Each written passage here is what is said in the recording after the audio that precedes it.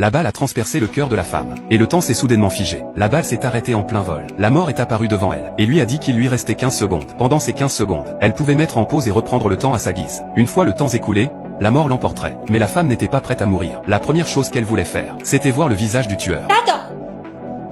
La balle avait traversé son corps, et brisé la vitre derrière elle.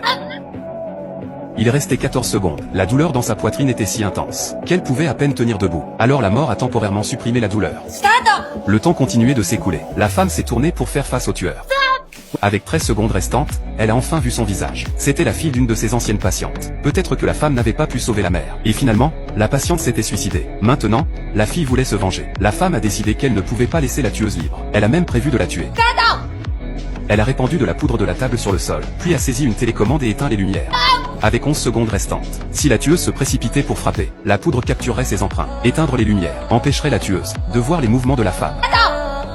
La femme a poussé les livres de côté, saisi un marqueur, et a écrit le nom de la tueuse sur la table.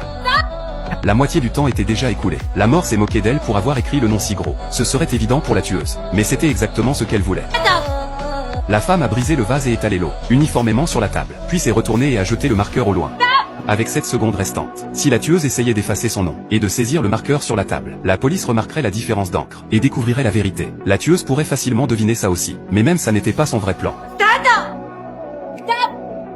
La femme a inséré une tige de fleurs dans la prise électrique. La tige humide pouvait conduire l'électricité. Dès qu'elle la lâcherait, la tige toucherait l'eau sur la table. Si la tueuse touchait la table mouillée, en essayant d'effacer le nom, elle serait électrocutée. Mais ce n'était toujours pas son coup final.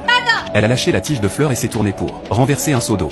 L'eau s'est répandue sur le sol. Avec 5 secondes restantes, l'eau coulerait vers l'évacuation. Si la tueuse marchait sur le sol mouillé, en s'approchant de la table, son corps fermerait le circuit entre le